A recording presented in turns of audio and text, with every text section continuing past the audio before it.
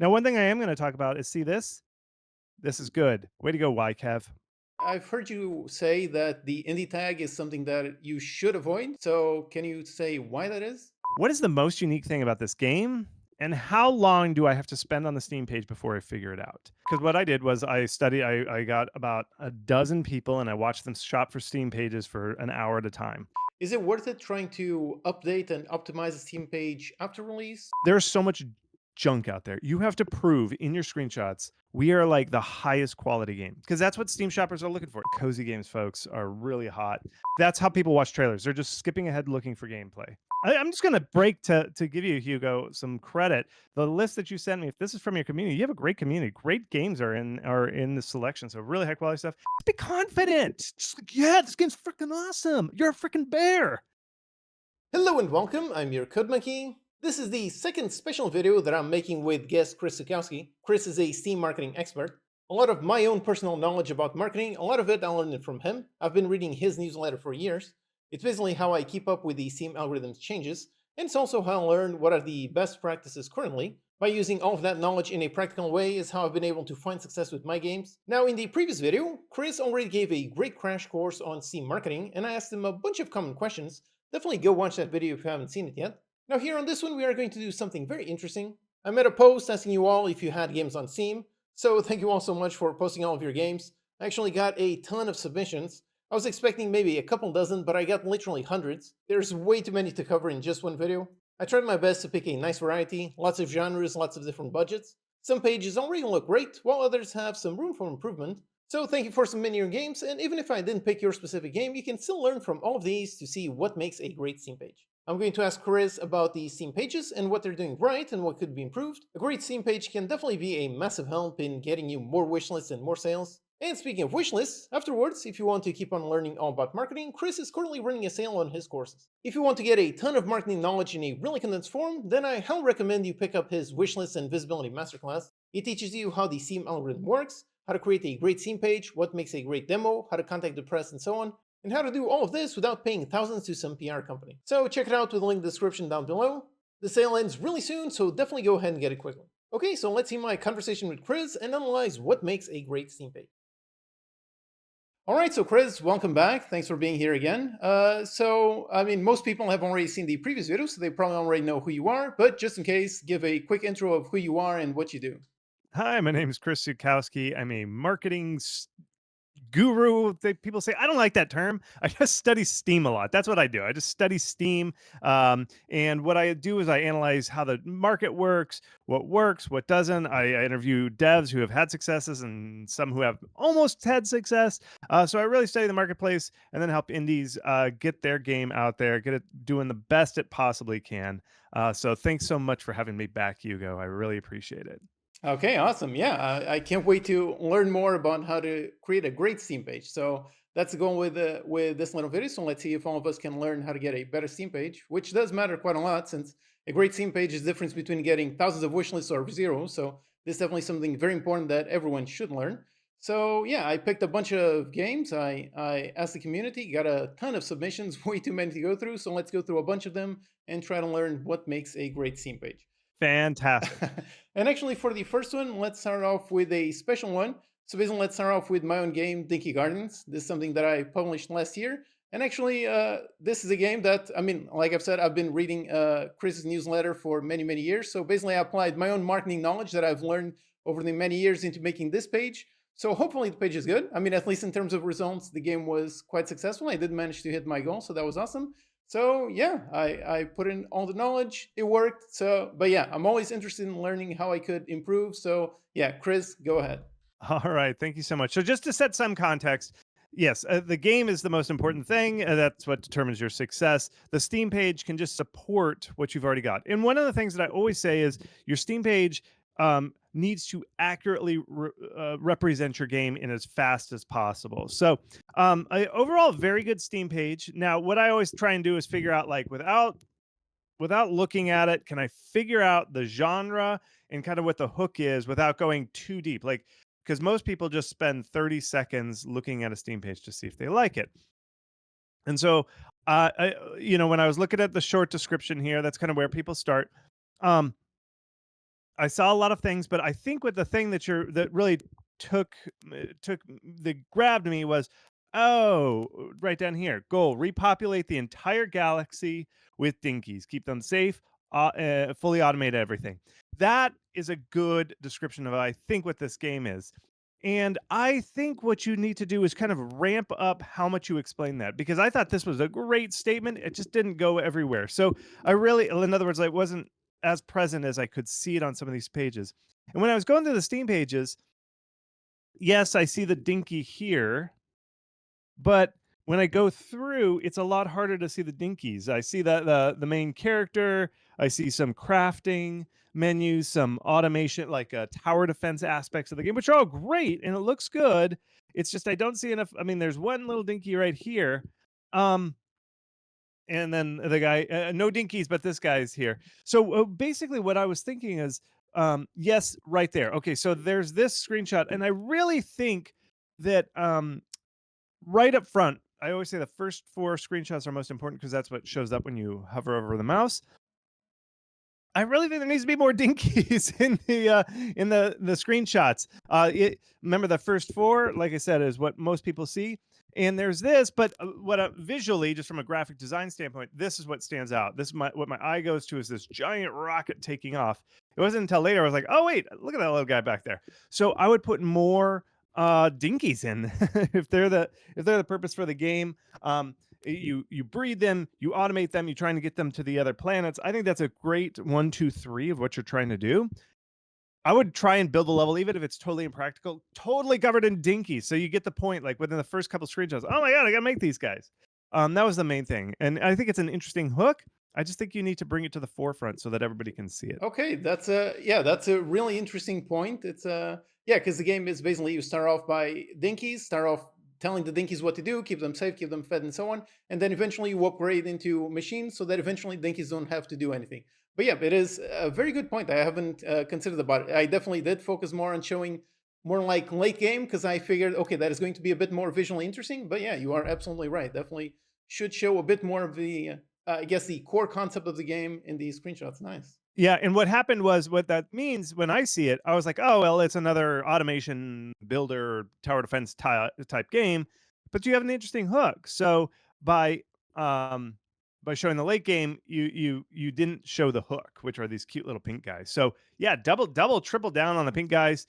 Even if it's not the full late game, yes, show some of that later on, some of the more advanced machines. But your first 3 screenshots should just be covered in pink guys. Let's do it. Bring out the pink guys. Okay, all right. One other little thing that I think is, I really I like that statement that we rolled down to below, where it just said, "Hey, repopulate the galaxy with dinkies."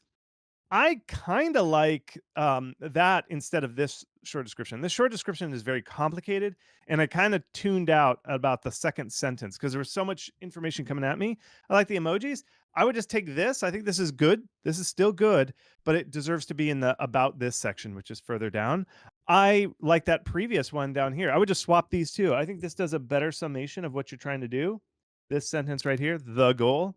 I like this. I would just make this the short description and bring that one with the emojis down to here. All right, so you think the short description should be a bit more simpler as opposed to trying to cram in as many mechanics as you can, because that was basically what I was trying to do, trying to explain everything that the game has. You think it's better to go a bit more simpler? I think that's a wiser choice. If people are sold by that short description, they'll go down to investigate more, and that's where you hit them with all the complexity. Okay. All right, so yeah, that was great feedback. Thanks so much. And now for the second one, let's also do a bit of a special one. Let's do one that I think it's a great example of a great Steam page. So let's see if Chris agrees. So we can basically see what makes a great Steam page so that we can then learn and see differences between our own pages and this one and see what we can do to improve. So go ahead. Okay, well, this is Manor Lords, a mega seller. This game sold very well. Now, I'll just be honest. Again, it's the game. It's not the Steam page. Like, the Steam page is good, but even if you made this the most perfect Steam page like Manor Lords, you're not going to sell 1 million copies unless your game is as good as Manor Lords. Manor Lords, the reason it did so well is it's the perfect genre for Steam. It's dark, it's medieval, it's about building a village. That is straight down the pipes for what Steam wants. So just for folks at home, like, well, I made all the changes Chris said about Manor Lords. I did it to mine, and I'm not $1 million seller. It's because Manor Lords is an amazing game. So anyway, let's take a look at Manor Lords. So I think what the Steam page is doing is just setting the tone for what this game is, so that nobody is uh, unclear what you do in the game, and they're impressed with how good it looks. Okay, so those are the big two things that this Steam page is doing. Okay, so let's look at the short description. Manor Lords is a medieval strategy game. I like that because it sets the genre right up front. Doesn't hide it in lore or something. Is like, you are Lord Balther of the Great Lands and the race of the Conturians. No, it's just like, hey, look, Manor Lords, medieval strategy game. Boom, genre. I love it. That's so good. In-depth city building, large-scale tactical battles, and complex economic and social simulation. Boom! That's so good. I love how they just describe that. It's just like, here's the basics. This is the gameplay loop they put in there. Rule your lands as a medieval lord. The season pass, the weather changes, and the cities rise and fall. Kind of a little poetic flourish at the end. I'm fine with it. So, again, the good things that this does is it just sets up the genre. It's not too flowery. It's just like, boom, here's the genre. This is what you do. This is the stakes, you know? It's like, you're a manor lord and you've got to do it through the seasons. You got to lord through the seasons. So that's where it's starting. Another important thing is this capsule. Beautiful capsule, very well illustrated. It looks like the cover of a board game or something, like a European board game. And it's got the classic thing. Your main character sitting on a hill, and the land that you control is in the distance, just like this. It's very classic, very good. Okay, the other thing that I really like is screenshots are good variety. Now, one thing, and if anybody knows me, I always say put UI in the screenshots. Manor Lords didn't do it. The game is mostly not much there, but there's a lot of like clicking on menus and you see little options. I played Manor Lords. I love the game. You click it, you make some choices, you build stuff. There's none of that building in here. It's just like straight up screenshots, not an ounce of UI. I know. I would put UI. Not every page can be perfect, even for Manor Lords. So I would have put UI. Like it's all about drawing roads and dropping stuff in. But here's what the good thing about these screenshots do is they show quality. And what you're trying to do is, most Steam shoppers, there's 17,000 games released this year. There will be. That's my prediction. 17,000. There's so much junk out there. You have to prove in your screenshots we are like the highest quality game, because that's what Steam shoppers are looking for. Is this going to be some janky piece of garbage? Is it? So you have to erase any garbage. Okay. It's got to be seamless in your screenshots. And I'm going to be showing in some of the future pages, things where we can hide things, kind of like sweep it under the carpet so it looks pristine. And this is what these screenshots are doing, is like, this is a city builder. What kind of city builder has round roads? Look at that. They're all rounded. They're snaking through. That is very, very hard to do code-wise and make it look good. And this game looks amazing. So what they're saying is you can make beautiful, like grid-based cities, and they look amazing. Like, look at this. This looks like a picture, but you build this. This is what you build. And that's what Manor Lords is establishing in their screenshots. They're saying, we're a city builder, but we're not like one of those grid-based, everything looks square. No, no, no. It's organic. That's one of their key marketing messages, and you'll see it below. So they're just doing that. And so they've just established what it is. This game is like, you live in this city, you are building this manor house. It's beautiful. It looks organic. It's not all gridded out like most of them. So that's what they're establishing there. So that's a key thing that they have said. Can I just one question on the trailers? I noticed that this game has multiple trailers. Is that something you recommend, or just focus on one really good trailer? If you've got the time and the money, you can do multiple trailers. The main thing is you want to put your gameplay trailer in spot number 1 specifically. This spot should always be the gameplay trailer. No cinematics, because Valve pulls the first trailer and they use that for like, if you hover over the capsule, they show clips of your trailer. Too many people put their cinematic in that first spot, and you'll get like these black pages with white text on it that says like, in a world of dungeons and magic, and that looks awful when you're just hovering over it and you see the video. So don't put these cinematic trailers with "in a world" text with the 7 keys of Amtuzler. Don't do that text. Don't ever do that in your trailer for the first slot, because it looks awful when you hover over it. Okay. Now, one other thing, and this isn't quite your Steam page. I just like this. Bundles. Indies should be doing more bundles. If you've made multiple games, bundle them. It's smart. It's free money you're leaving on the table if you don't bundle. Bundle with other devs who are the same kind of genre, same type of game as you. It's just more people should be bundling. So definitely do that. Um, and updates, you got to be doing the updates. It just makes your page look good. If you've got updates in there, it means you're working on a live. Cross promo, we'll talk about these. Some cross promos are always good, and I'll show some pages who have done a great job doing this. You'll see these gifs. This is the about this section. Teach you what the game is, okay? And they're better than trailers because they're faster. People don't really like to watch trailers. This is a side thing. I studied the Steam marketplace. I watched people shop a Steam page. Few people really like to watch the trailers. They more like to just skim it. And gifs like this and these descriptions really help them skim. And this is a great thing to explain. Hey, this is an organic city builder that you just see rise from the ground up. That's essentially what these gifs are saying. And they just reinforce that message of look at how beautiful this game. You are in this city. Okay. So that's really what they're trying to message here. Okay. All right, yeah, that sounds great. All right, so up next, let's check out Hidden Tactics, which looks like a really interesting strategy game. So, Chris, go ahead. Great. Okay. So, part of what we have to do when we're making a Steam page is we really need to go with a bang. Really start out when you launch your Steam page, go with a bang. I often say get your Steam page up as soon as possible, but as possible means have a trailer. And so I don't see a trailer here, so I'm a little concerned about this, especially I like pixel art games, but pixel art games can often come off as like, oh, there's nothing here, or they're not as exciting as like a 3D world that has explosions and stuff. And so we have a harder lift, us pixel art, simple graphic makers. And so if this is your first screenshot, it's not setting that first message forward. Now, one thing that I really like about this game is it's really complex. Well, actually, this is the first screenshot. One of these back here, this is the first screenshot. One thing I do like is it's really big battles. Like this looks cool. This is really big battles, but I want to see this in motion. So really you should always have a trailer. And the other reason you do a trailer is when you announce your game, you want a trailer. When you post your Steam page, you want to do a marketing beat behind that. You want to say, this is games announcing. And so you make a trailer and you title the trailer, announce trailer, hidden, what's it called? Hidden tactics. What's it? Yeah, hidden tactics. Announce trailer, hidden tactics. And then the press is more likely to cover it. IGN's more likely to cover it. You post this YouTube video, you try and get people to cover your YouTube video, and you do this all at the same time. So you really should launch with the trailer. And it's not like the algorithm hates you. It's just you just missed a beat that you can do. Now you can still do it.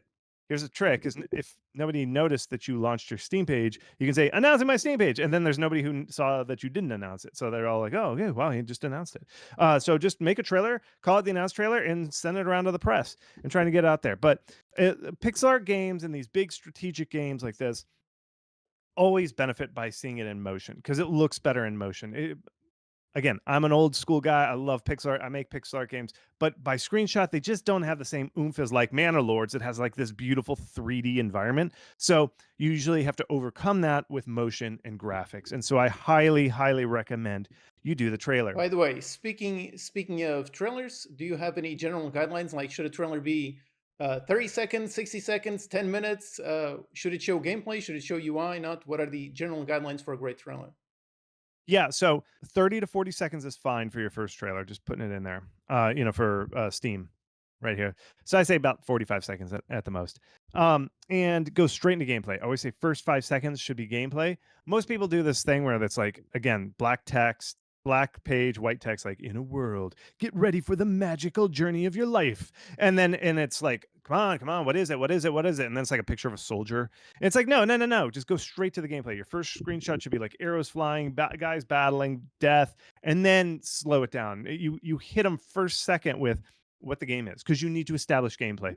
So always go gameplay first, right off the bat, and show just a variety. You can show UI, but the most important thing is you need to show how to play the game. Like, how is the game played? And I don't mean like you're doing a tutorial. I just mean like, oh, I'm controlling these guys. I just click a thing and then I click over here and they attack. That's what you're showing. Like, what is the basic gameplay loop?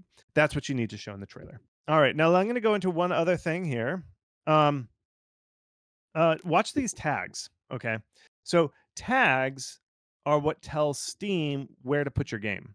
Okay. Steam doesn't know what your game is just by looking at screenshots because it's all algorithmic. And so what they do is they look at these tags and they look at players and they say, who plays this tag a lot? Oh, they play this tag a lot. We're going to give you that game. We're going to show them that game. Um, and that's how it works. Okay, it's a recommendation system, and what they do is they list games next to each other. So it builds this. I'll show you in a second. But one of the key things is it's 20 tags. You get 20 tags. This game does not have enough tags. You see how there's this blank space down here? This tells me there's not enough tags. Go through the tagging wizard, and I recommend people do this like once a month, maybe once a quarter. Just go through and tag your game and look at how to do it. Now, I have a tutorial. It's kind of tricky. howtomarketagame.com/free, or actually, scratch that. The actual one is howtomakeasteampage.com. I go through all this stuff. Okay, like how to pick these tags, how to do it. I give you a little spreadsheet to help you out. Howtomakeasteampage.com. Perfect way to start with this. But you gotta do the tags so that Steam knows how to recommend you. Now, what happens is tags help determine this. And what I typically look at is, and we're going to look at this for several other games, are these matching what I think the game is, like tactical strategy type of games? And overall, pretty close, but I'm seeing a lot of free-to-play games. Free-to-play. Did you tag your game as free? Let me see. I don't know why. You didn't tag it as free. It thinks your game's free for some reason. I see a lot of like free games here. Typically what happens is if Steam doesn't know what type of game you have, it's like you don't have enough tags and the tags are all over the place. Steam's like, I don't know, just throw these profitable games at them. They'll figure it out. This indicates that maybe the tags aren't correct. And what I always recommend is pick the game that is most similar to you and just copy their tags without like picking a tag that doesn't exist in your game. Like if the tag is multiplayer and your game's not multiplayer, don't include that tag. You're not lying. But what you want to do is the way Steam works is they recommend if somebody plays a lot of this game, they're like, if you play a lot of this game by tags is very similar. You should probably like this game. We're going to recommend this game that's similar. So it sounds weird, but you actually don't want to stand out. You want to say, I'm very similar to this very popular game. That's actually the way that you want to play this game.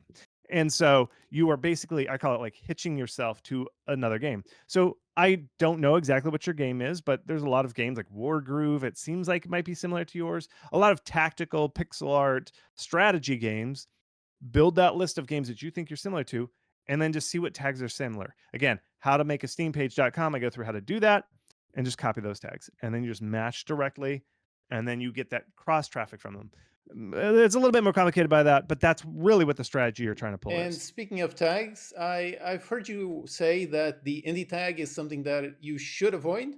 So can you say why that is? Yeah. Okay. So, in general, you want to make your game as similar to another game as possible. And when you throw in the indie tag, it's just like a waste of space. It's like if the police said, "Hey, did you see that bad guy? What did he look like?" And you're like, "Ah, he had a shirt." And it's like, no, duh. Everybody in this whole neighborhood is wearing a shirt. Give me something more specific. And you're like, pants. He had pants. And you're like, that doesn't help describe who this guy is at all. So saying the indie tag is like saying the guy was wearing a shirt. Great. It doesn't help. There's so many indie games out there, and all indie games are so different. If you just say, I'm an indie game, then they're like, what the heck? Like, what? That doesn't describe your game. Remember, tags are trying to separate you from everybody else and saying, I'm more similar to this game and not these. And if you use the indie tag, you're just clouding up your games. You're just murking up what the algorithm sees, and it's like, I don't know, it says the indie tag, I don't know what that means. There's so many indie games, so you need to differentiate yourself with different tags. So don't use the indie tag for the most part, Okay, great. unless now here's one thing. I said, hey, match your tags to that because that's how the algorithm works.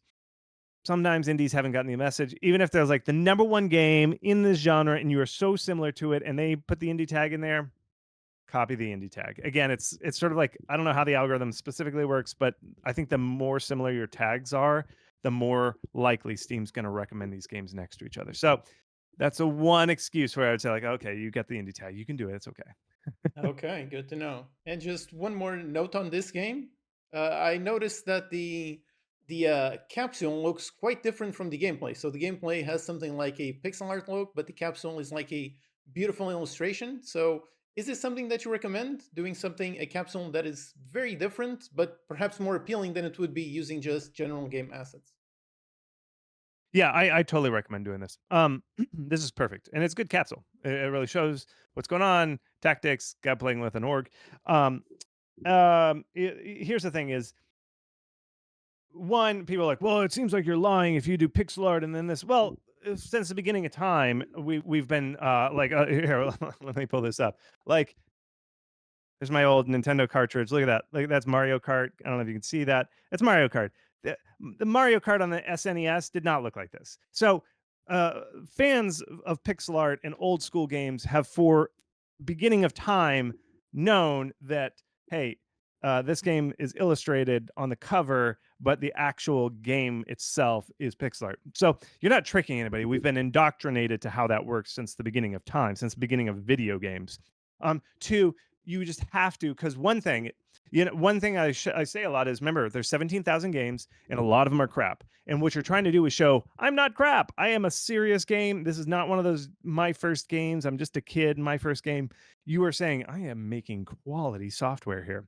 And one of the ways you do that is saying, like, I paid $500 to have this capsule done, which is what it costs. It's worth the investment. I know that's expensive, but the other reason you do this, and this is a side effect, is streamers do not want bad thumbnails for when they're like on YouTube. YouTube thumbnails are the live and die. I think I mentioned this in the last call, Hugo.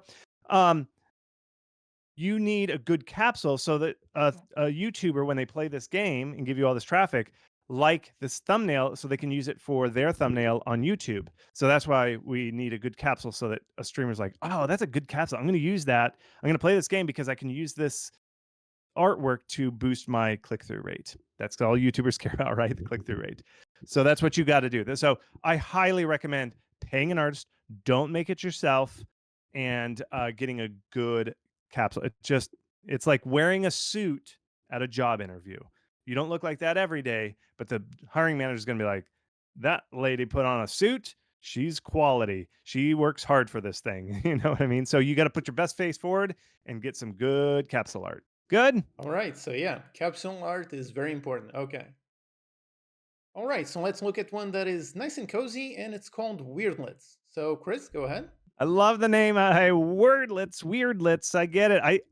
It's not until you said it, Hugo, that I got it. But I think that's cute. I think it's good. So yes, Weyrdlets. Again, kind of like with your game, Hugo, it was like not until. So one thing I always try and do is like, what is the most unique thing about this game, and how long do I have to spend on the Steam page before I figure it out? Really, ideally, in the best case, the weirdless thing about your game should be like right up front. Like, this is the cool thing. This is what's unique about this game. And one of the things I noticed when I was going through, I was like, yeah, idler, make a room, cute, wholesome, yeah. And then I saw this one screenshot. I was like, what? Is that my what? This guy is on my desktop. This right here. I haven't seen this. Now there's a game called Rusty's Retirement where they took the idler and you pushed it on the bottom of the screen, and the idler was playing on the bottom. I haven't seen this yet. This reminds me of like the old there used to be these like desktop. You used to install the sheep that was like walking around your Windows 95 desktop. I had that installed, and you could like pick up the sheep and stuff. This looks a lot like that. This is awesome. This should be your first screenshot. This should be first or second screenshot. Instead, it's number 7. It's halfway through there. No. Half your screenshots should be this, like different things. Maybe he's on Google Maps or something. This is awesome. You got a little creature on there. This is so cool. This should be it. Again, whatever's unique about your game, put it up front. Say, this is what's unique about it. I don't have the time to go through as a Steam shopper and go through all this stuff. This is cool. This is cool. More of these. This should be like screenshot number 2. Okay. And then you got it here too, but then you put 2 of those like desktop screenshots right next to each other. No, spread it out. Like, and a lot of these, okay, we've got 2 where you're dressing the person. We don't need 2. Cut it down. Just do 1 screenshot of dressing the little creature. That's fine. Decorate the room. That's great. I like this one better because it tells you, oh, look, you can see the what it is. This is a little bit harder to see what you're doing, but again, I think the screenshot selection should just be improved a little bit to get there. Now, one thing that I also want to point out, and I think this is great. So, Spirit City, there's a hot trend right now where it's kind of like idler games in the background. while you're working. It keeps track of stuff, and then you can use those points to upgrade their room. It's like a building cozy idler. It's a hot that's a hot genre right now. Spirit City did that. Very similar game. The Steam algorithm. So this means your tags are working. I played Spirit City. I wrote a blog about it. Check it out. howtomarketagame.com. Just search for Spirit City. Um, Steam knows that I've played this game and it knows this game similar. That means your tags are good. Good job. But you also did good stuff down here. Let's expand this. Look what you did. This is super easy to do this widget. All you do is put the URL of a game in your like about this in a text box on their Steam page, and it automatically converts it into this. Steam does that. This is great. You should be making friends, just like what your mother always told you. Like, make friends. Go make friends. And then when you make video game friends, you put their game in there, and they put your game in there, and you just cross collaborate, and that's excellent. People who like this game are going to like theirs. Hopefully, Spirit City is linking to your game. But this is called collaborative networking. It's good. This is good. This is so powerful stuff. So great job. Okay, so related to that one, just next to that is a Discord link. So is Discord something that you recommend that indie devs do? Is that a good way to get a community, to get more visibility to your game, wish list players, and so on? I like newsletters better. I think the kids spend too much time on Discord these days. I don't love Discord, but I know the cool kids all like Discord. I I'd rather see like, hey, join our newsletter because newsletters have a higher conversion rate. You don't have to worry about keeping your community constantly rolling, and you don't have to worry about trolls in a newsletter because if somebody's just mean to you, people aren't mean on email. They're just business oriented. Whereas people get big jerks that post spam and nudity, weird stuff on your Discord. Blah. Why would you want that? Newsletters don't have that. Newsletters are cool, kids. But I know the kids, they love the Discord, so we got to put Discord. So if you got to do it, I like it. I like the link, but newsletters are still better. They work, kids. Trust me, they work. So that's my thought on Discord. Do it, but newsletters are better. Just one more thing on this game, which is the name itself, which on the one hand, I like. It's a very original, very interesting name. But at the same time, if I had a friend come up to me and say, oh, you got to play this game called Weyrdlets, I would have no idea how to spell that. So do you think there's potential issues with going way too original on a game, making it too unique for the name? Or should something more generic be sometimes a bit better? I don't think it's bad. I don't know. I would have put an I instead of a Y. I think it's funny. Maybe somebody already has weird. Let's look it up. Let's look it up. Weird. Let's No, nobody has it. I kind of like Weyrdlets with an I, but I understand. I get it. Just do it. Keep it as it is. The one that's really bad, the one that I don't like, is where it's like Sevragoth, the Uncharted, and it's like some really weird like sci-fi or fantasy name that's like got some apostrophes and it's like just a nonsense word. That's when I think it's really bad, and I would recommend against that. But for the most part, I think this is fine. I think it's cute. Yeah, I don't have a problem with the name. Okay, great. All right, so next up, let's look at Smash Bear. It looks like an interesting concept, interesting name. So let's see if the Steam page is also interesting. Go ahead. Yeah. So again, the unique selling proposition is you are a bear. So the short description is pretty good. Slash, dash, and smash. I like the alliteration there. Human settlements and unleash. Whoops, I don't know why I went there. And unleash the rage of a smash bear in this action roguelike. So cool. I'm pretty sure people are going to understand that you are the bear. See, here's the one thing. That's risky about a strategy where you're like you're actually the villain, and I've seen this a lot with Steam pages. Is that you play as the bad guy or something. I know bears aren't always bad; they're just doing what they do. But in other words, like you're playing the typical villain role. Um, a lot of people forget to mention that in their Steam pages when they're building their Steam page. I always think you should say like you are the baddie. I know it sounds obvious, but there's almost it's almost left unsaid. You are the bear. Like you should almost say that.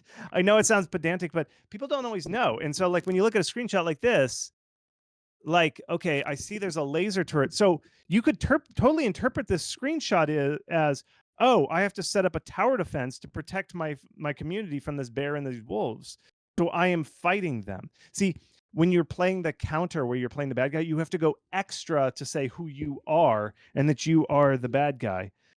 See, all these things I'm not clear. Like, oh, here's the game. I have to stop this bear from destroying me. See, you could totally interpret every screenshot like that.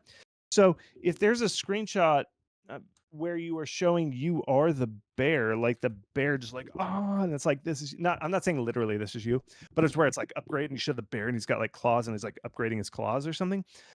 That helps. I mean, think of ways to do that, but you really need to nail it home that you are the bear.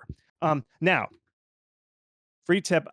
I don't know if this would work. I've always wanted to do this. No client has said, Chris, you get the green light on this. But what if, and this is, you can totally steal this idea if you like it, or if not, or it could totally destroy everything. What if you just did the whole Steam page in the voice of the bear, like me roar, roar, eat fish, go smash, and like the whole Steam page, like if you go down here, like the whole thing is written like more smash, more eat more fish, destroy human settlements, roar, and then it's just like roars for like a page where it's just like roar, and then it's like time to hibernate, and that's how you end the Steam page or something. That would be, I mean, it's ballsy. It's ballsy. I don't know if it's worth it, but might be fun. I've never really seen it. But it just, it doesn't have the typical Steam structure because it's like, yeah, I mean, it's a game, you know, typical. But if you did the whole thing in a bear voice, people would be like, this is funny. And then people would share your Steam page. Okay, so yeah, that is a very interesting idea, but yeah, it does sound like a high risk, high reward thing. Either it's really interesting because it stands out, or it's really confusing because it doesn't explain enough about the game. So yeah, that's an interesting line to go between interesting and unique versus not explaining enough. And if you're not getting much visibility on your Steam page and nothing's clicking through, well, what else you got? You know, so maybe try it for 2 months. Do a marketing push around your Steam page where it's written in the voice of the bear. See if it takes off. It might be a higher baseline than what you got now, just from people going like, "Look at this funny thing." Now, I'm going to transition to this thing. I see this sometimes where it's like, I'm just a small dev. Please don't hurt me. I'm sorry. Don't do. I don't like this. Okay. I know. I understand. Putting yourself out there creatively is hard, but you're not. I know your game's short and you're worried about it. If this isn't going to get you any sales, it's not going to get you any pity points. Like nobody's going to like, oh, it shouldn't be hard. I mean, Steam's going to be mean to you no matter what. I say take this out. This just makes you look like first time dev, hobbyist dev. It's basically a warning saying, hey, this is a small game. I'm not very good yet. I'm working on this. Just take this stuff out. I don't like this. We'll see it in a couple other screenshots. Just be confident. Just like, yeah, this game's freaking awesome. You're a freaking bear. All right, just do it. Let's go for it. Take this stuff out. Don't do this stuff. Come on, you're a real game dev. Don't do it. All right, good. Okay, yeah, that is awesome. Yeah. Interesting concept. I like it. All right, I'm about to review Urban Jungle. It's going to be a great one. I just want to take a quick 10-second break to say that part of what I do is I teach people how to make Steam pages, how to make a steampage.com, but I also make other marketing classes on like how to market your full game from beginning to end. And it's on sale this week all the way until July 1st. The sale ends, but I'm partnering with Hugo here. If you use his coupon code, and it's linked down below, you can get a great deal on it. It supports Hugo. We're teaming up to get you guys this because these are great games. Like y'all know it. It's just sometimes you need a little extra help, and that's what my marketing courses do. I only do the sale twice a year. This is the summer one. It ends July 1st, so be sure to click these links. Use Hugo's coupon code. It benefits Hugo, helps me, helps you learn how to do a Steam page, and how to do all the marketing because it's confusing. I get it. So let's get to it. Let's talk about Urban Jungle here by digging in here. Now, this classic, wholesome, cozy game. This is real. These are hot right now. Room decorators. If you haven't heard about these folks, make a room decorator. I really think these are cool. So the hook of the game is you get to kind of tidy it up and add plants. And I think it's really cute, really wholesome. It's got the wholesome color palette. If you want to make a wholesome game, your game has to be this color palette. Beautiful. This tells people that it's wholesome. And you do a wholesome activity, which is just grow some little plants and put them around your office. Now, in general, this looks so good. The only thing that, again, whatever your hook is, I try to figure out how I determine it. This could be misinterpreted as you do a full room decoration. And I don't think that's quite it. There's a little bit where you hide some junk and you like tuck it under the bed and stuff, that's fine. I'm just afraid that people might interpret, oh, I get to pick the couch, I get to pick the chair and all that kind of stuff. So I'd make that a little front and center. See where it says turn your home into a green haven and urban jungle, find the best place for each plant in your tiny apartment, and enjoy gardening without the worries, and don't forget to pet the cat. I think that's a great short description. um, I think you should maybe you could phrase it like take your boring room, add plants or something, something along those lines. Not literally that, but kind of establish that you don't decorate the room, you don't put the furniture in. Somehow, if you can do that, because I'm a little worried that people might misinterpret that. Yeah, on this one, I do know that cozy games are very successful. It's a genre that has been increasing on Steam by quite a lot. But yeah, I have noticed that a lot of them do seem quite similar. So yeah, it is a genre that has potential to sell a lot. But yeah, selling what makes your game different from the dozens of other cozy games, that does seem to be quite a challenge. It is. I don't envy it, but wholesome fans are very, very omnivorous. They love those. They love omnivorous, not just because it's plants. They just love trying all these different games. So cozy games, folks, are really hot. The only other thing that I see here is when I was kind of digging in, it said, like in the trailer or somewhere down here, that there might be a little bit of a narrative, and that's one of the things. Like with some of these games, like Unpacking. Unpacking really kicked this genre off. Unpacking had a little bit of a narrative element to it, and you might want to sprinkle that in because I know wholesome fans like the narrative stuff. And I know I say cut out all the narrative, just get straight to the action, but you tease the narrative. You don't tell what the narrative is. You just say with a little, and you might learn a little bit about somebody or something like that. You just sprinkle a little bit so they know that it's not just, oh, I just decorate the room in there. There's some narrative stuff going on here. So I'd put that. The other couple things I would do is when I look at the screenshots, I always like a good variety. And you look at the first two, look at them. See, it's the same place. You just zoomed in a little bit. See how these two are so similar? I would pick this one, the zoomed out, because it just shows a little bit more. But again, you want your screenshots to be super unique. You don't want too many similar screenshots because it makes people think, well, why are they so into showing the same thing over and over again? See these two notebooks are so similar.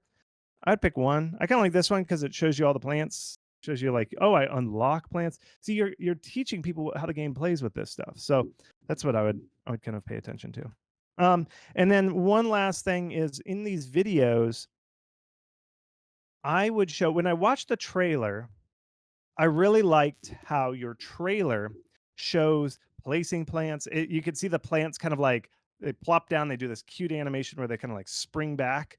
It looks good and it shows people like you are placing plants. Because screenshots, it's hard to tell. Like, did I just show up here and all the plants look like this, or what did I do? Like, what did I place? But when you show the video, it shows you like you get to pick where the plants go and you plop them down, they grow. It's good. I would show that in video form. I mean, this rotating plants is kind of cute, but I don't think it does anything for you. It shows, yeah, they're in 3D. I think it's more important to show here's the room before, and then boop, boop, boop, boop, boop, boop, show like just an animation of you adding a bunch of plants really fast and then them coming to life. That I think is the core loop of the game, and it really should be done in this Steam page. So I'm not seeing that in there. This pan of the room is cute, but I don't think we've already know that there's rooms. So I don't think these gifts are doing you any favors. I would focus more on the work. The other thing I saw with the trailer is like you take a box and you put it under the bed or under the shelf. So you're doing a little tidying up. Those are the gifts. Tidy up, planting plants, and then maybe a hint to that narrative element. One thing to note is I always say your about this section is your gameplay loop. So pick the 3 parts of your gameplay and show them each one in a gift form. So picking plants, tidying up your room, and then learning about the mystery behind here. I hope it's not a murder mystery. Of course, it's a cozy game, so it's not a murder mystery. It's probably they're going to college or something. So, yeah, I think that's it. Hugo, do you have any other thoughts? Yeah, just over there, directly on the page on the right side, there's the section that Steam has for the awards. I was wondering, so is that something that you should put? Like, for example, let's say that you go into a convention or some event that is something really small, so it's not like IGN, it's not like GDC or BAFTA Awards, something like that. It's just something that is very small. Is that still something that you should put on there, or should you leave it for just, I don't know, recognizable awards? Yeah, it doesn't. It doesn't matter anyway. Really, the IGF and all those kind of things, most people don't care. The one thing I think it does is it just kind of fills up the page. There's sometimes I see pages from devs who are first-time devs, and their pages look very empty, and I can't put my finger on it. Like, what is missing here? And it's usually what's missing is they haven't been doing updates. See, these little graphics really fill in, so they've done a great job here. They don't have any of these bundles or more from our friends type of thing. They don't do that. So because they don't do that stuff, again, good job on having friends and cross promoting them. This is good. So I find a lot of people don't, their pages just look empty and barren.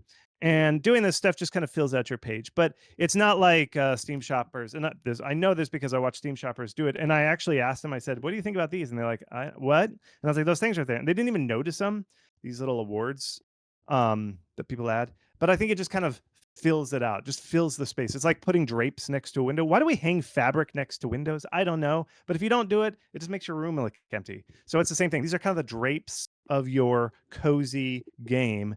You're just like, oh, we have drapes. And then people are like, something's missing. Oh, you have drapes. Good. It feels more like a lived in space. So this is more of just a fill out the space, make it look graphically interesting. But it's not going to be like, you add this for every one of these you add, you increase your wish list rate by 10%. No, it doesn't happen.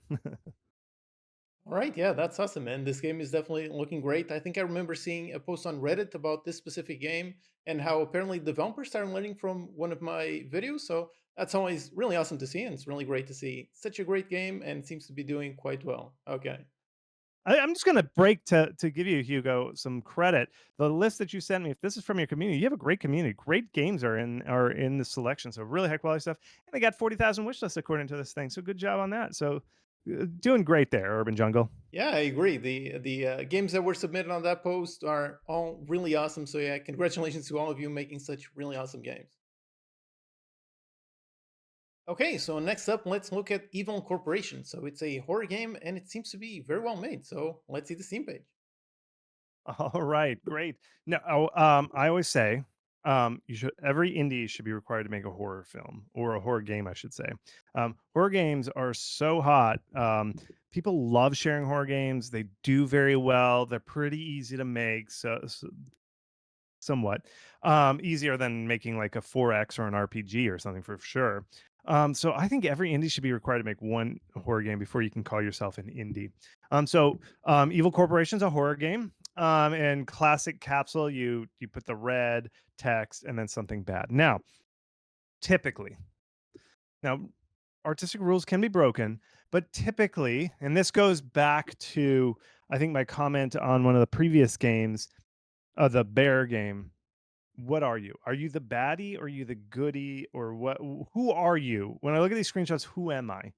Um, and typically in horror games, you put the monster in the capsule.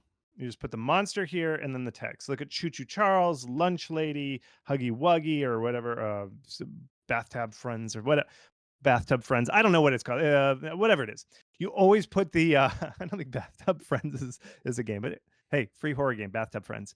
All you do is you just do scary text and scary font that looks scratched out and bleeding, and then just put the monsters. So when I see this, they're a little hard to see, and I think they're the baddies, like you're fighting against them. And that's the thing I don't fully understand. Evil Corporation is a co-op horror exploration game. Travel through eerie levels while avoiding creatures and other dangers, trying to get even with the corporation. So this is where it's like trying to get even with the corporation. Are we part of the corporation? Who am I? One of the things that you have to do with a horror game is set up what are the risks and what's bad. And I think you could tighten this up a little bit to say more like the evil corporation's coming to get you and they are going to send the evil things to you in this co-op. I do like that you said the genre co-op horror game. That's good. I just think you need to explain what the stakes are. Again, I don't know what this baddie is. Like when you see Choo Choo Charles, you see this train with spider legs. You're like, obviously that's the bad guy. I need to avoid the spider leg train. Okay. And I think Choo Choo Charles is like the spider train's coming to get you or something. Like that is a perfect short description for a horror game. I don't quite know what the risks are. Am I just like shooting spiders in the sewers? Like you got to set the fantasy of horror to me. Like tell me what to be scared of. I'm not getting scared from the short description. And it kind of also comes back to I don't know what I am. Like again, I see this and I can't quite tell what like the figures are. Like, there's a bad guy. Like, what is that? Is that what is this thing? Is this like this should be in your capsule, and you should explain like, hey, don't no face man, towel face man's coming to get you. Ooh, that sounds scary. Like, ooh, who's towel face man? I just made him up. You can call him towel face or something. But I don't know. That's the thing is I don't quite understand what's going on here, and I think that's what we need to kind of work on. Just one interesting note here, which is as you're going through the Steam page, you're looking mostly at the screenshots and not so much the trailer. Is that based on how you've seen how Steam shoppers interact with the Steam page? Do they usually skip the trailer and just look at screenshots, or just briefly Yep. look at the trailer? What is it? Yep. Sometimes because what I did was I got about a dozen people and I watched them shop for Steam pages for an hour at a time. And nobody watches trailers on Steam. Now, trailers are important on YouTube and stuff like that. But this is how let me show you how they watch a trailer. I'll show you. I'm gonna start this trailer. They watch it like this. Nope, nope, nope. Where's gameplay? Gameplay. Okay, here's gameplay. Gameplay. Gameplay. Gameplay. Okay. Okay. Oh, good. Okay. Yeah, there we go. Okay, that was towel face guy chasing you. He's got to be in the capsule. So, again, that's how people watch trailers. They're just skipping ahead looking for gameplay because they just don't. Because it takes too long, and they're usually checking it at work and stuff, and so nobody's gonna sit and watch a trailer at work. Um, and then when I look at the short description like this, I mean, I know it's funny, but this is funny, but I don't know. It's not quite the horror thing. Like I know this is funny. This is silly. It's you and your bros hanging out. Again, now this makes me think, oh, these are the good guys. And so again, the horror convention is you put the bad guy in the capsule, and these are the good guys. But the good guys kind of look like bad guys too. So and they look like they're corporate because like the backrooms thing, you're part of the corporation that's like investigating. So these are the good guys, but are they evil? Are you working for the evil corporation? So I'm like, wait, am I being evil, role playing as evil corporation, but the evil corporation is coming to get me, and then there's towel face guy. It's just like it's I I don't know. I and horror works at the core level of the basal spinal cord here. I need to know who's chasing me and what is it. And then I fill in the gaps with the horror and I tell my bros. So I just feel like I'm not able to capture exactly where's the horror, what's going on here. So that'd be my recommendation: is focus in on what are the bad guys, who are the good guys, what am I doing? Yeah, for me, I also thought that last GIF was quite interesting because on the one hand, it is horror, and that GIF is definitely very silly. But on the other hand, there's also been a growing trend of games that are essentially horror, but horror with a funny thing to it. So, is that something that can sometimes be a little mismatch on how people see the game, or?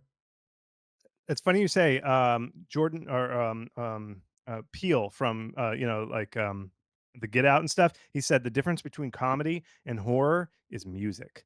Think about that, kids. Oh, If you just play scary music, a comedy turns into horror, and vice versa. Horror turns into comedy. I get it, but I would be okay with this GIF if after this game became a hit, then you put this GIF in here. It's just the problem is I can't identify. I'm having a hard time with this game identifying who are the bad guys, who are the good guys, who's the evil corporation. There's like three parts involved, and it's just too confusing. Maybe add this GIF later. I think it's funny. I know it says co-op, and this is you and your bros hanging out. I just, I don't know. I don't get it. But we'll see. I just think that there's too many moving pieces. So horror games are very simple. Bad guy chases you. okay, yeah, that's awesome. And the game does seem to be very well made, so I guess we will see how this one releases. Okay, so up next, let's look at PaperKlay. This is a game with a really interesting style, really interesting, great visual, and it's actually one that I've seen many times on Twitter, so I hope that this one launches very well. So let's see. So what does the Steam page look like? Great. Yep. So this is a classic 3D platformer. I'll read it real quick. A classic 3D platformer. See? I'm kidding. I read it before.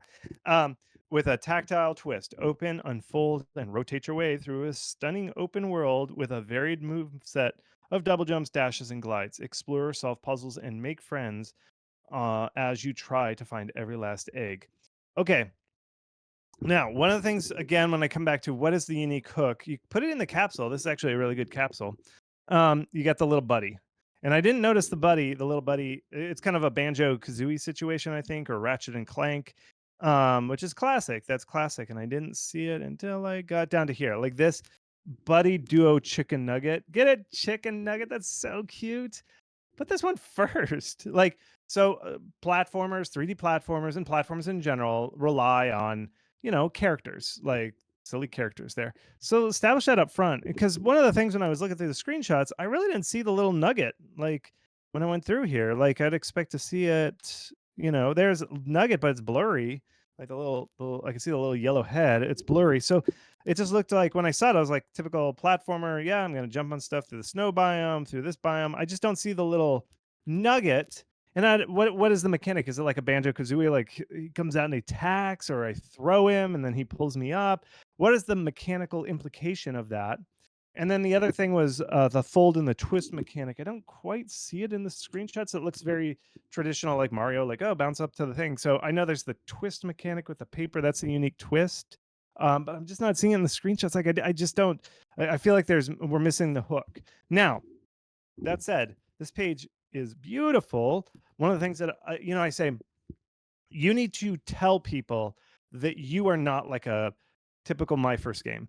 This is obviously not this developer's first game. And one of the ways you show this quality is look at how this like deckled edging on the GIF. This takes time and effort, and it shows.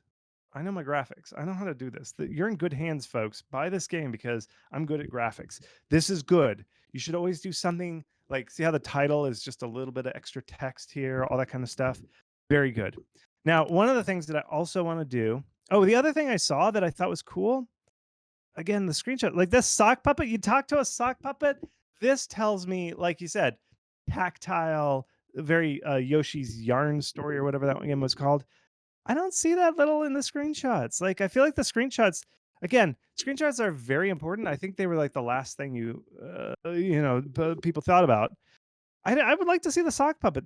Everything that I'm seeing is very, very basic platforming that I would see from like a Mario game, from like Mario Galaxy, like the last decade or so of gameplay. Show that sock puppet. That looks cool. Put that in one of the screenshots. Really, I think the screenshots need to really show more variety, because every screenshot here just looks like typical Mario levels, nothing too unique. But the stuff that I see in the GIF and in the trailer, that looks pretty unique. So put that stuff up in the screenshots. Again, more people look through screenshots because they're judging really fast whether they should invest. And if they like what they see, then maybe they watch the trailer. I think when I did the observations, they'd read the short description, look at the tags, look at the screenshots, look at the about this section, and if all that started looking good, then they went up and watched the trailer. That's the order that they do stuff. So don't rely on the trailer like, oh, we explained it in the trailer. That's not going to do it. Not going to do it. So yeah, that is a really great takeaway of how screenshots are super important, because yeah, I would say that most people probably see the screenshot as something they do at the very end. I know for myself as a developer, that's usually how I think about them, and I definitely try to counter that. So yeah, basically the takeaway, screenshots are extremely important. Definitely make sure you show your hooks, what's unique about your game directly on the screenshots. And here's the thing is, and this, most people are probably browsing Steam at work. They're just like idly kind of doing it. Not, they should be working, but they're not. And so they're just like clicking through screenshots. They don't want to do anything loud. They're just kind of quickly taking some looks. Blah, blah, blah. They're not like sitting in a dark room focusing 100% on your game like it's E3 or something. No, they're just like, this looks okay. Next, next. That's how they're going through Steam pages. So you can't rely on the trailer. It's just not how most people watch. And even if they do watch the trailer, they just kind of skip through until you find gameplay. That's how they watch and observe your game on Steam Next Fest. Now, one thing I am going to talk about is, see this? This is good. Way to go, YKev. What you do is you click your name, and this is called a creator page, and it takes a little bit to set up. You specify the back, the header, and all this stuff down here. But all this stuff is what really builds your studio, because what happens is, see this follower link? They can follow you as a studio, and every game you release, even if they didn't even wishlist it, they will get a notification when that game releases. So it's good. It takes a long time to do this, to build this up, and it's not like make or break, but you should always try and get people to follow your studio and get to know you. And the other thing that happens is, watch, when I search YKev, Look who shows up here. There's Kev. When I search his name, when I search Kev's name, look who shows up right there. When you create that creator page and link it to your Steam page, you get to show up in the search box. So somebody's looking for your studio name, they'll see it in there. If you don't do that, can't find you. They can't find you. So we'll look at a couple pages that did not do that, and I'm going to cry. Okay. Okay, yeah, that was definitely a great point of how the creator page is also important, especially if assuming the goal is to make multiple games, not just one game and done, then definitely having a studio page that you can then grow over time.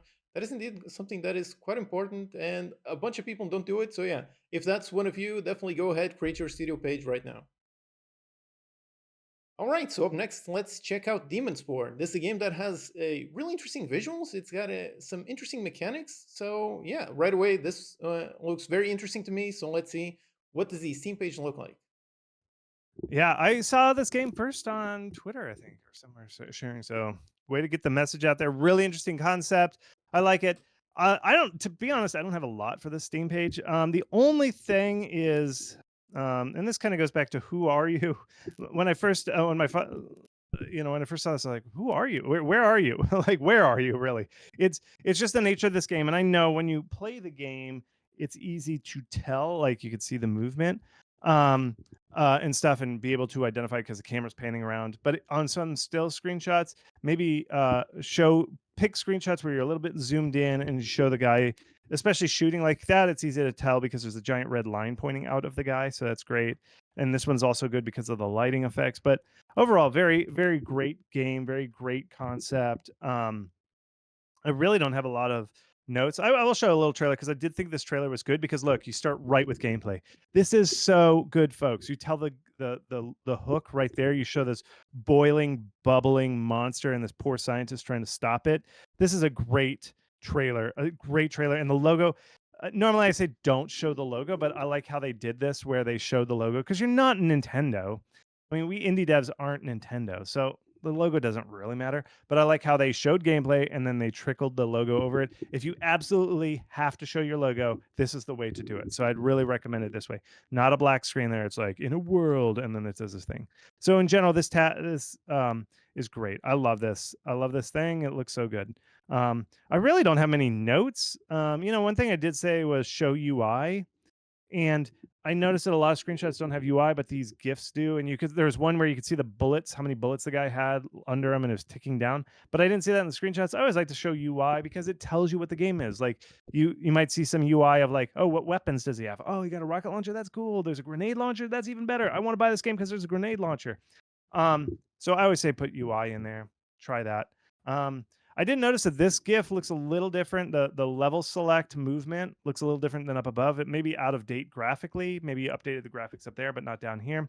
Just make sure you keep that update. I like the one that looked up in the trailer, so just consider that. But other than that, let's see. I didn't see much. Everything. Let's check this. Let's check this thing. Let's see. Did you do your name, Dino Boss? Yes. Oh no, you did not. Okay, so This is the here's the deal. publisher. Yeah. I hate when publishers do this. I don't know if it's on purpose or it's just somebody who doesn't know any better. Even if you're getting published, tell them you want to link to your name. When you click your name, you want to go to yours. So grab it from the publisher and say, hey, this is my page. This is my game. You're just my publisher. So don't let them do this. They always do this. All right. Create your creator page, email your publisher and say, hey, I want to link to my name when I click my game. So fight back. All right. But in general, great page. Good job. So just on the page up top, there was the broadcasting the Steam live stream sort of thing. Is that something that has much value? I know that you can put it like essentially have a video that is constantly repeating. So is that something that you would recommend? Yeah, so nobody likes it. I hate it too. I always close it every time I see it, but it's an algorithmic thing. So looks like he's being featured right now in a game festival. And so if you're getting featured in a festival, you get sometimes a lot of views. And what happens is this will increase your visibility on the algorithm on the front page. If you get enough people on your Steam page, you can end up on the front page from your streaming. It's not a huge thing, but you just do it. You just do it. Again, it's one of those things where it just fills up the page, just makes your page look more lively. It doesn't actually help. Nobody's like, oh, they're streaming. I want to wishlist this game now. That's not how it works. I hate it, but it just works. So do it. Okay, sounds good. All right, so next up, let's look at the last Loremaster. It does look like an interesting game, something like an action RPG. So, yep, let's see that store page. All right. So, I think this game looks beautiful. Looks great graphics. I love the effects, all that stuff. Really cool stuff. Um, one thing that I don't as much a fan of is a lore heavy short description. In my experience, people don't buy games based off of lore on the Steam page.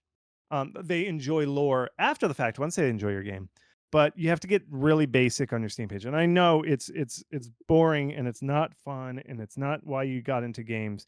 But this is your Steam page. This is not your game. Your game, you can go lore crazy. You can put lore in every inch.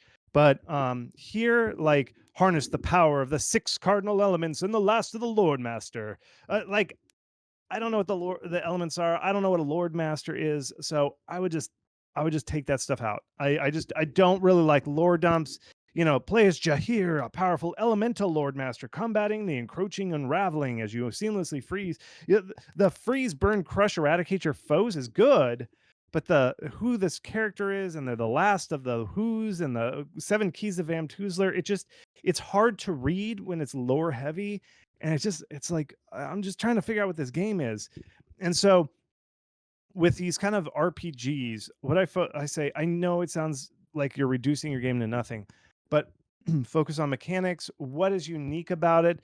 Yes, freeze, burn, crush, and electrocute your foes, but uh, yes, that's good. But like every game has elemental spells, like that's the classic thing. What is unique? Like, am I upgrading my spells? I really focus on the unique things about it. And what I always say is, if you can take, once you take out the lore, what is left? And could I swap in another similar game for that? Like so many other games have elemental spells. Like, could Baldur's Gate, they got elemental spells. You got to focus on, if you were to swap in the word Baldur's Gate, would they be able to tell any difference? No. Like, so you got to find out what's really unique about your game and what goes on there. So just watch out for that. I just watch out. The next thing is tags. Again, not many tags. You should have a full 20. Make sure you do that Steam wizard. Again, if you need that help, how to make a Steam page.com. And it'll kind of help you out there. Get the right tags. And then the way I figure it out is I look down at these. Now you got some dungeon crawlers, so your dungeon crawler tag is doing a lot of lifting. But are these the same? When I see a lot of AAA games in these, like especially like a Minecraft and stuff, typically this means Steam doesn't know exactly what you are, so they put the best-selling games, which are AAA games. So anytime I see a lot of AAA games in the short description, they're just like, "Oh, it's an RPG, so let's give them AAA RPGs." In this more like this section. So watch out. I don't think it's quite there tag-wise. I don't quite know what type of game it is. Action RPGs have a wide variety of subgenres, so really nail that subgenre and make sure that people understand what it is. Okay. Let me check one more thing. And then the other one was this roadmap. It's cool. I love roadmaps. Good graphics on there. The one problem with the roadmap is your game's not out yet. I usually say put the roadmap afterwards because people don't quite know what the roadmap. They're just like, oh, you're still working on it or what? I would just hide the roadmap. It's too much information. I'd focus on getting that gameplay loop down. And you can really explain that gameplay loop here in this about this game section. So again, you got the combos. I do think your gifts are pretty good. So the one thing is, and this kind of goes back to like what type of subgenre it is. This game, and I know it's not, kind of the camera angles and the way it's playing looks almost like one of those action roguelike vampire survivor likes type of things. And so people might dismiss it as that. So just saying elemental powers, that could be an elemental power rogue action roguelike like darks or like vampire survivors. So I think you need to show some screenshots that show the RPG-ness of it, like you walking through a town talking to merchants or something. I'm having a hard time placing exactly where this lies on the RPG continuum. There's so many subgenres within RPGs. You really need to nail that part. So that's my general advice on this one. Okay, so on this one, I also did notice the roadmap. And one thing that I found interesting is so they have a roadmap that is extremely detailed and goes for very long. but at the same time, the game is not marked as early access, which I found interesting. I mean, with a roadmap like that, I would kind of expect early access. So I guess maybe one question is, have you noticed any difference in the number of wish lists that a game can get if it is marked as early access versus not? Is that something that can have a potential negative impact or not? No, I don't think it does. Usually the impact is once you release. That's when early access kind of rears its nasty head. Okay, so yeah, so in terms of wish lists during that time, basically, if you're planning to go into early access, just fill in the early access form.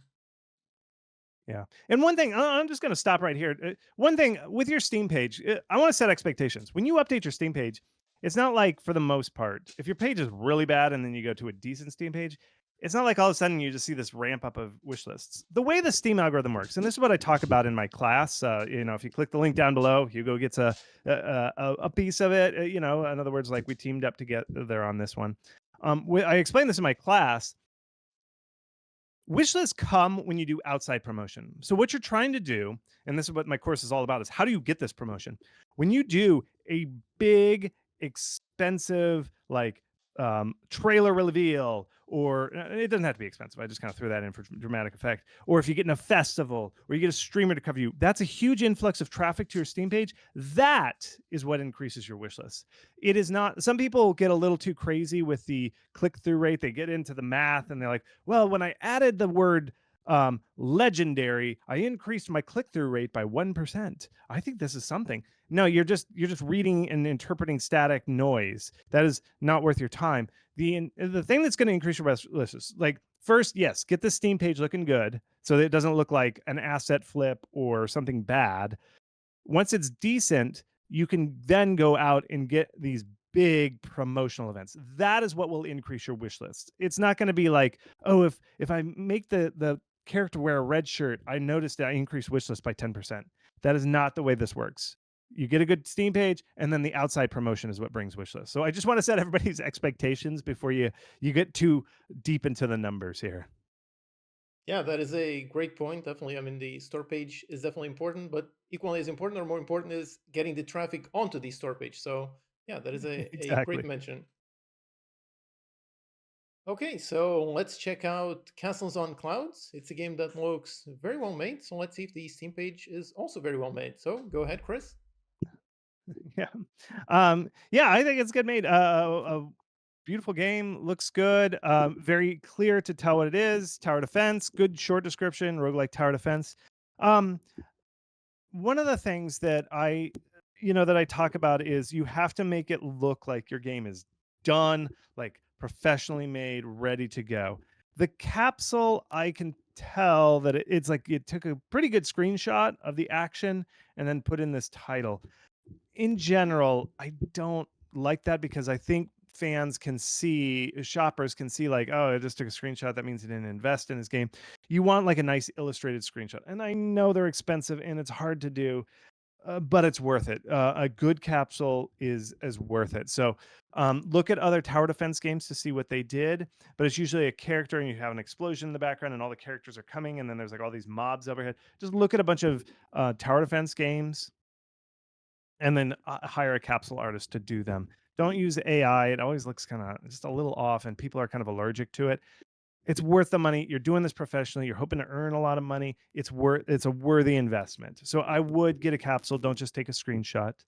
Again, there's another thing that I saw where it's like not enough tags. I don't know why, but they used to really strictly enforce, like, you couldn't get fewer than 20 tags, and I'm not seeing enough tags. So again, howtomarketagame.com, and you can watch how to do the tagging.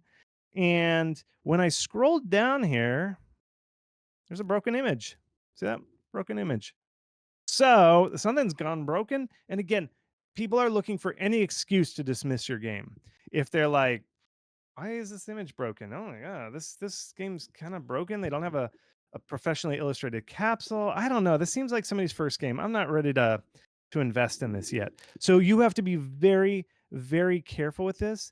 And then there's a couple things too where I was just looking at the screenshots and, like, yeah, some of the text kind of bleeds onto the bottom of the card. Usually, I mean, it's like there's little hints that it's like it just needs another pass of like tightening up. Because here's the thing, games have to be flawless. They have to be perfect. No little things. And when I look up here, it says like demo build or something. Hide that when you take your screenshots. Again, what's it say? Seed this, release version, hide this stuff. I know I said use UI, but this UI shows in-game development. This UI is great. Good job on this UI.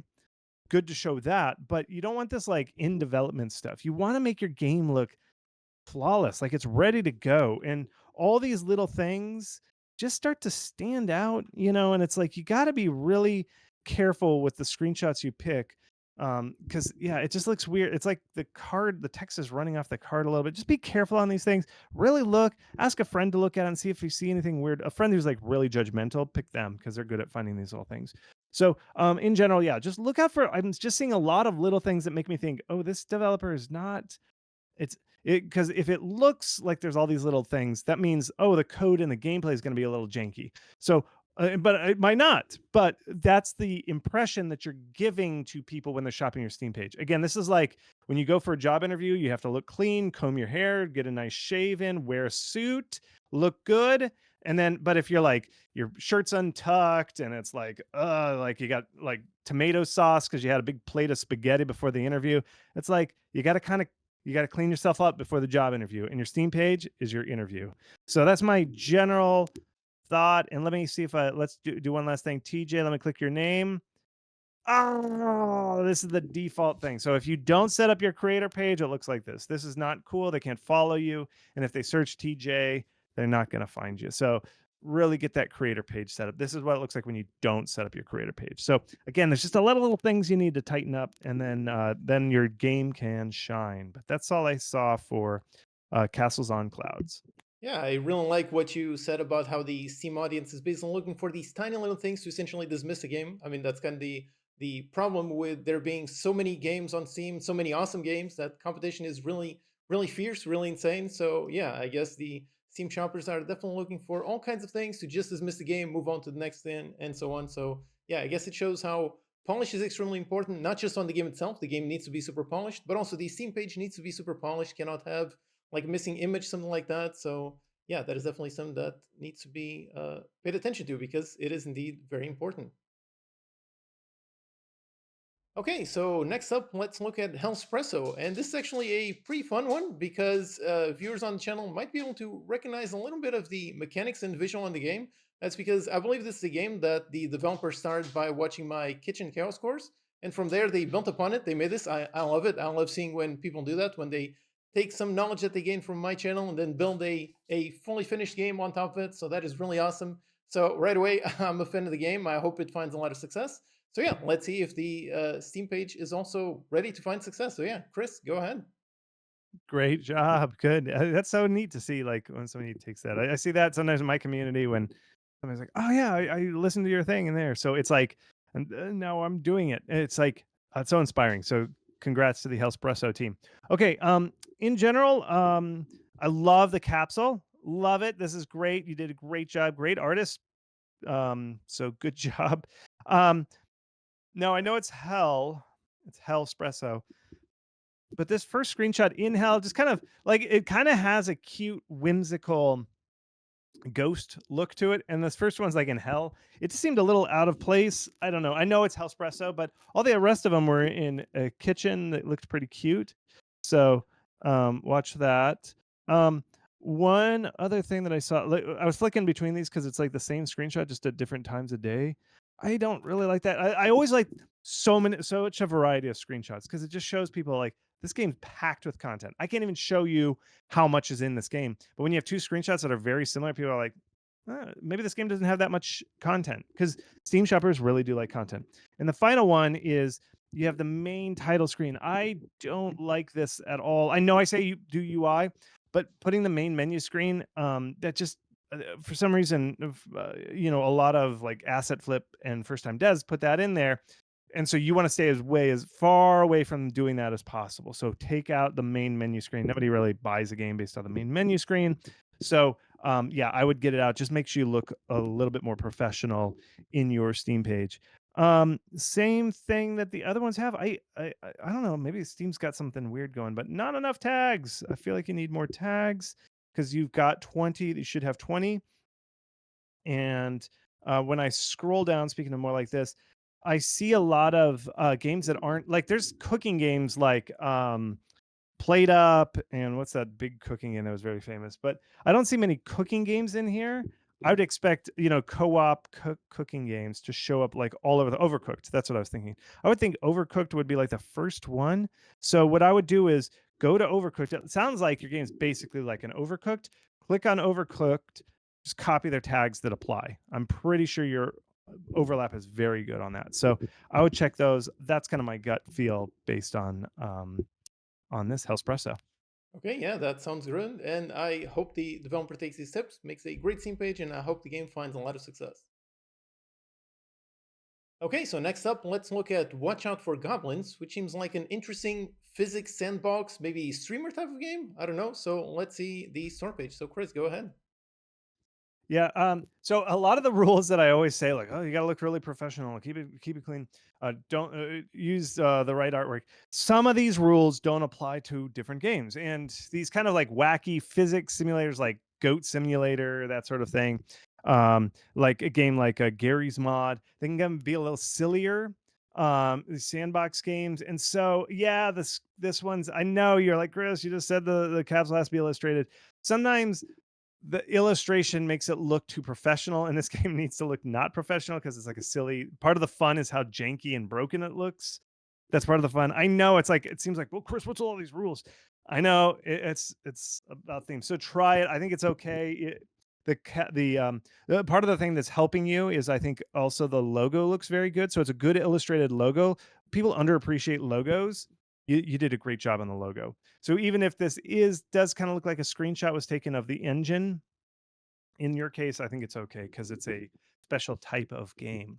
Um, you're more like this. I thought was very good, and what this, or I mean, sorry, um, these right here, you've got Goat Simulator, so I think that's good. You got this Wobbly Life Engineer is another. These are all classic of the wacky physics playing together type of games. So I think you did great there. I think those are great. That means your tags are doing pretty good. Some of these I'm not sure, but I don't know why Beam NG Drive is there, but the other ones look good. Overall, I mean, I think I love your. You see how they kind of tilted the text. They put the GIF within this like frame that just shows quality. See, because your game is hilariously janky, and I don't mean that pejoratively. I mean just mean part of the fun is how broken everything looks and how wacky it looks. You have to work extra hard to make your graphics look like you mean it to look bad, and you did a good job by doing these like graphical flourishes. You're showing like, I know how to do art, I'm good at it, but my game just is on purposely looking bad. That's how a game like this can get away with it. So I don't really see too much. Let's see if you did your name tag thing. Let's see if you did it. No, you did not. Create your creator page and link to your Steam page, and it'll be better. So do that. That's my only critique, really. So good luck. I think it's good. Yeah, okay. This one does seem interesting. Does seem one targeted towards physics mayhem, towards streamers. So yeah, I'm always curious to see how many of these games find success because it does seem like if a streamer picks it up, it can lead to quite a lot of chaos, quite a lot of fun, quite a lot of sales. So yeah, this one is looking quite interesting. Okay, so up next, let's look at the Void Project, a game that looks very stylish, very interesting. So yeah, let's see if standing out is a good thing. So yeah, Chris, go ahead. What do you think about this game? Yeah, I love the graphic style. I think it's really cool. It's like a unique, kind of low poly, hand drawn, all this kind of just cool looking. Just looks cool. Let's look at the short description here. In this game, you're thrown into a virtual simulation to train for real life threats. Fight your way through, beat the timer, and top the leaderboard. Okay. This is a game very similar to Demon. What do they call it? It was like Demon Spore or something. Demon Skulls. There was an arena shooter where you kind of shoot these waves of enemies, and that one had its place. So this is a great like first title. The one thing I don't understand is I don't know if this is a joke, where it's like in this game, you're thrown into virtual simulation to train for real life threats. And then there's like a giant spider coming at you and like flaming balls. And it's like, I think you're making a joke. I don't know. I think you're saying like, haha, a real life threat like giant spider. I just don't. I don't know if it's if it landed on. I'll just be totally honest. I think I think you should go for just say that this is like a dark like people on Steam love deep dark games, and I think your graphics are the right style. A couple things also. This is the thing is like okay, so when I saw this, um, when I was looking at the kind of short description and stuff, um, I don't know. It kind of felt like, hey, I'm kind of working on my first game a little bit or something like that. Well, this was the big one that when I said this is what it was. So it says early development screenshot. Just take that out. Don't put that in there. Just remove this text. This is very similar to that warning text that I said that you should remove. When you see these things, this makes people think, oh, this is the first developer. This is the developer's first game. They're not confident about it. They're looking for any reason not to like your game. And these sort of things, I know you're trying to say, like, it's not finished yet. I know the graphics. You don't like the graphics. You're still working on them. Well, if you're not ready to show it, then don't show it. So take this stuff out. It just creates a bad impression. I understand what you're feeling, but don't do it. And so now I'm looking at the lines of like, well, this game's not ready. This game's not good. And then when you look at the screenshots, they're all very similar, same color. And so like, see how it's just like, um, it's I see the same three enemies. There's spider, there's flaming, and then there's this guy here.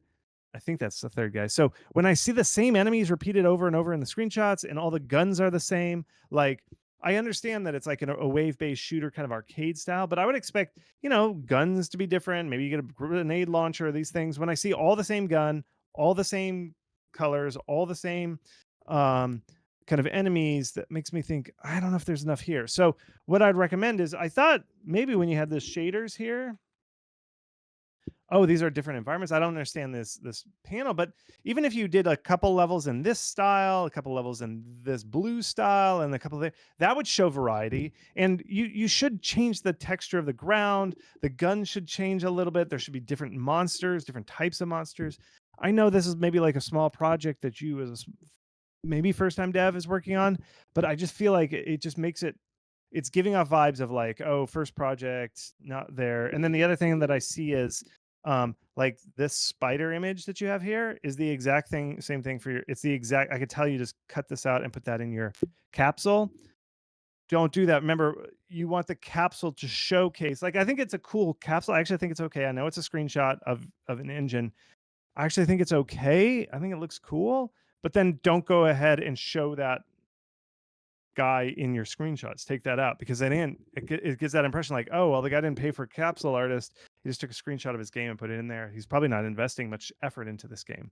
That's the impression. I'm not saying that that's truth, but that's the thing that you're trying to prevent that vibe giving off. Okay. So really, really do everything in your power to eliminate that feeling that people might get. So that's the big thing that I saw for that. Okay, one thing that I noticed is on the description, this one has no gifs, which right away I would say makes me feel like this is a game from 10 years ago, back when Steam did not have gifs. So would you say gifs is definitely something you should add? Yeah, and especially like you've got a low poly kind of lo-fi style, and that's okay. I love that style. But you have to overcome it with making it look fluid and animated and have all these extra particle effects and make it just feel and look good. And if you don't have those gifs, you can't do it. Like screenshots just don't look as good as those gifs do. So I really recommend getting those gifs in there. I think you're really trying to show how much art you've invested in this game. And if you don't see enough art, you're like, I don't think this developer's investing as much in this game. Okay, sounds good. Okay, so next for something a little bit different, let's look at one called Taka Taka. This one actually already came out. It launched with about 500 wishlists, and it seems to have a decent store page. So I wonder if this was the case of the developer didn't do too much marketing beforehand, because to me, the Steam page does look interesting. But again, if no one knows about your game, doesn't really matter how good the Steam page is. So yeah, Chris, let's see. What does this Steam page look like? Yeah. So first off, beautiful art, looks great. I mean, I really got that like Okami style. Remember that game Okami from a while ago? Really beautiful art, and so I think that was really great. A couple of things that I see, just like short description stuff, and this kind of goes back to the lore. Like, it's an interesting concept, rhythm game, feudal Japan type of era. When I see some of these short descriptions like Play as Tengu and Oni, an unlikely pair attempting to survive the world of yokai. Uh, that's that kind of lore stuff. Like that's not going to attract people. So I always say take those names out. I always say take out nouns, add verbs. So what am I doing in the game? Not who am I? Who's Yoki? Where's the land of Yoki? Um, that stuff, it slows people down. They're like, what is this important? I don't know. I just want to find out what type of game it is. So I think that's an important thing. I did originally think that this was a board game, just looking at screenshots, but then once I looked at the videos and the GIFs, I could tell, oh, it's a rhythm game where the monsters come. I think that's the main thing that I kind of took away from it. Again, the art is beautiful, but yeah, I think it's just the rhythm aspect of it is important to showcase. So I saw that tags are good. You've got some good rhythm games showing up, like Beat Saber in there. I don't know why Hades is showing up, but double check them. I always say run them a few times. So run the tagging wizard once in a while, just to make sure your tags are up to date. But that's the main thing that I saw. Yeah, so on this one, considering how this one is already released, I guess my question is it worth it trying to update and optimize the Steam page after release or not? No, I think it's so what happens, and then I talk about this in my course just to check in again. So this course is on sale until July. Um, one of the things I teach in the course is like it's really once your game goes on sale, Steam makes a lot of judgments on it. They look at how much money you've earned, and if you don't earn enough, Steam's like, well, thanks for playing, good luck next time, and they you basically get no visibility after that launch. And so it's very hard, like, and Steam will say, hey, you can always surprise us, you can always pull in Among Us, but it is very, very, very, very hard to come out of that hole because there's so many other things built up as to why a game did not succeed. um so after the game has released, and if the sales were a little softer than you wanted, I say put out one update just to show you're a good dev, you care about it, fix some bugs and stuff. Show that you're a good dev and you care about the game, but then move on. You can't optimize your Steam page out of a, a softer launch than you thought. I'll just be totally honest. Okay, yeah, that's great to know. Okay, so yeah, that was awesome. Thanks so much, Chris. I hope everyone learned quite a lot. But if people want to keep learning, where can they go? Go ahead. Yeah, so I'm teaming up with Hugo here. We're working on a special cross promo deal. I put these courses on sale, and Hugo, if you buy it through Hugo's site, you click one of these links. You support Hugo, you support me, and I teach you how to market these games. I said a big part. Yes, you could make the Steam page, you could fix it, you could improve the short description, but the big thing is that really improves the numbers, really gets you better wish lists, and eventually more sales is you have to go through and find out that external marketing, bring people to your page, and then the Steam algorithm kind of picks it up and takes it from there. And so really I've built a course like Wishlist and Visibility Masterclass that tells you how to get that outside person to kind of come in and feature your game like a streamer or a festival, and then really bring real traffic to your page. Like I've been doing this for 2 or 3 years, and we've had some real big successes. Like Tiny Glade is one of the games that took the class, really liked it, and they just crossed a million wish lists. And I'm not making that up, not saying like million as a just made up number. Like they literally have a million wish lists. So big fans of the course. It really works. It's been tried and tested for 2 to 3 years. So, and I put this on sale this time of year and in November. That's it. I don't discount this all the time. So now is the time to grab it. If you want to do the whole bundle, so I've got this pitching class down below.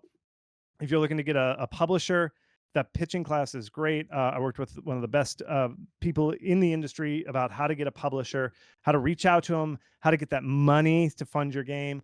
So I worked with them. And then I took both of those courses and I bundled them together. And then I threw in all these other courses. So it's a big package deal. It's the best deal. Like if you get 2 courses, super deep discount by doing that, but bundling. And again, I'm teaming up with Hugo. So you're supporting Hugo when you pick up these courses, and you're just teaching yourself how to market a game. So really glad to be part of this, and you've got a great community, Hugo. So thank you so much for sharing these great Steam pages with me.